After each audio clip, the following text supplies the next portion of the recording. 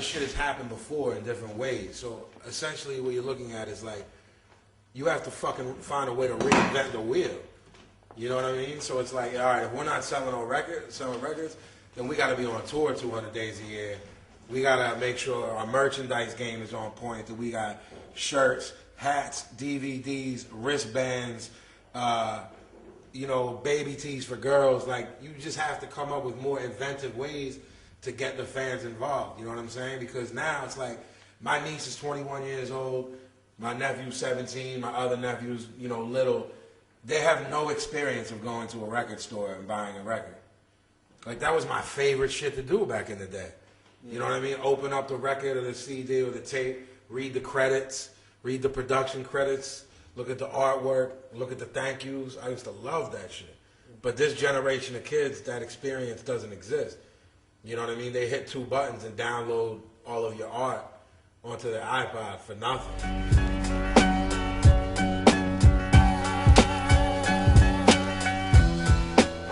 Absolutely, and that's a huge part of it, is being able to accept that.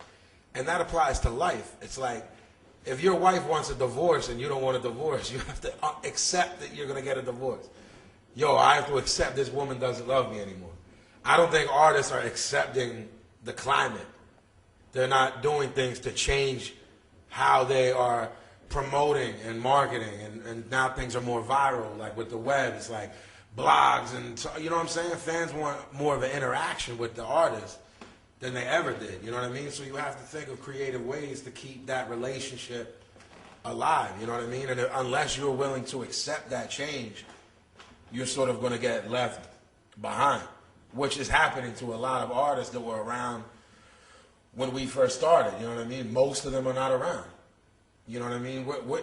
We're still hitting countries and continents that we haven't hit yet. So to be this far into our career and still continuing to gain fans, and when we perform, to see a 16-year-old kid there who was probably not even born yet when we were making demos, that means we're regenerating fans because we're doing something right. You know what I mean? But again, that goes back to my earlier question, like, when you do shit organically and honestly, people see that and respect it. You know what I mean? Yeah. They know when motherfuckers is faking the funk. They can read that shit. You know what I mean? Yeah. But we never did that shit, ever.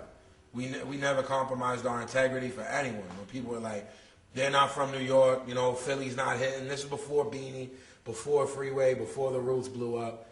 It was like Philly was looked at like a stepchild of New York. You know what I'm saying? And we were like, yo, we're not like moving to New York or anything. We're going to hold this shit down. You know what I mean? And do it our way. Nah, man. Like, the artists are still there.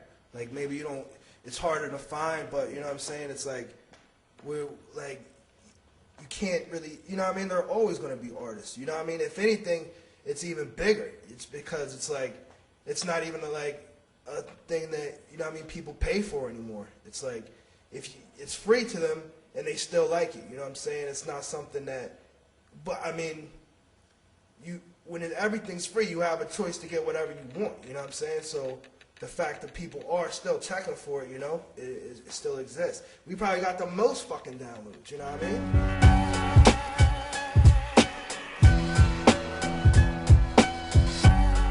I mean, I think the difference between America and Europe is, it's extremely different. Because when you come up in the States, you're spoiled. Because you were born where the culture was born.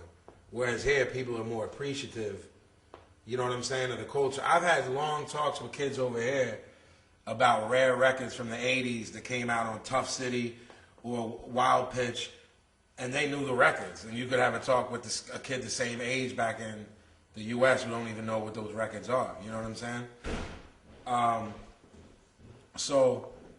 I've always noticed that about overseas, whether it's Europe or Australia or Latin America. It's like, there's just more of an appreciation for it because they feel an honor to be, involved in the culture. It's like, in the States, people think it's their fucking God-given right, but that's not the case, because if you're not holding it down properly, where we come from, that's a universal.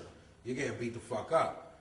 You know what I mean? So it's like, that whole philosophy that lived in the 80s and early 90s in the States sort of died in the late 90s, you know, with the advent of like more pop-related hip-hop music, you know, when Puffy was running shit, you know, and I'm not dissing anyone because that's not my nature. If you're getting money and taking care of your family, I respect you. But like, you know, when those guys sort of changed the way the game was, where you didn't really have hardcore records on the radio anymore.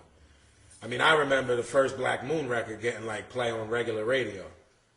3 or 4 years later, that shit is unheard of, and today even more unheard of. You know what I'm saying? It's like laughable. Yeah, it's literally laughable. Like, I mean, I don't know if you guys have it over here yet, but we have satellite radio now in the States, and it's like, it's uncensored, there's no commercials, and a lot of dope DJs are spent, like DJ Premier has a show, DJ Eclipse from Nonfiction has a show, Lord Sear and Rude Jude, and they play that shit. And there's 30 million subscribers to satellite radio. So just like you asked me earlier about like the way things are changing, they're also changing that way too. Like, all right, if these motherfuckers on regular radio ain't gonna play it, we are over here, and there's 30 million people listening. You know what I'm saying? So when they play my shit with the clips or whatever, maybe 10 million kids were tuned in then. You know what I mean? And that's better than getting my record played on Power 99 in Philly. You know what I mean? If they ain't gonna play my shit, and I'm from your city, fuck you. You know what I mean? You're gonna play that bullshit that they're putting out, man. Yo, that's, to me, like, the shit is going on now culturally, not just hip hop, but whether it's rock music or whether it's television, it's like, that shit is like mass hypnosis, man. Like, they're trying to hypnotize motherfuckers, you know what I'm saying? So like, that's not even our lane on any level. We don't listen to that shit, we don't watch that TV shit, like, that shit is now cypher. We don't get down with that.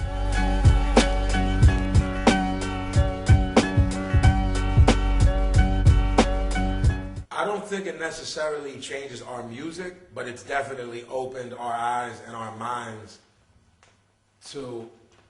Travel can do that to you, you know? It's like, it's sort of being just touched on it earlier, like doing demos in 91 or 92, in a little bedroom in Philadelphia. We never thought we'd be in Leipzig, Germany. So just that in general, it's expand your mind, meeting new people that you see really love the shit. And like, you know what I'm saying? I've made friends that I still talk to all the time around the world. You know what I mean? That shit is beautiful to me. So it's probably changed. The hard work is paid off. Yeah, it's like that shit that your father would teach you. Like, yo, if you work hard, you will reap the benefits. That shit is true. Like, we have friends around the world that we talk to often. Yeah. And it's like, so it's changed me. I'm sure same with Jus. It changed me more as a man than it has as a musician. We're going to make what we make because that's where we come from. You know what I'm saying? We came from and grew up in and still are in Philadelphia. So that's who we are as you know what I'm saying, as artists. But as men and human beings, I think it makes you appreciate home. It makes you appreciate how much you love your mother. It also makes you appreciate the shit is the globalization of the culture, and it changes you as a man, you know what I'm saying? And that kind of growth probably in some way does affect the music, just you don't know, because you're a different man, you know what I'm saying? So not necessarily directly, but probably indirectly it's changed us, you know what I'm saying? It was just like a natural thing, you know what I'm saying? Like, there is just a natural process to this. It's not forced, you know what I mean? There was never a time where I was like, stressed out about this not working, you know what I mean? Like, it just seemed like it grew its own legs, you know what I mean? And it is what it is now.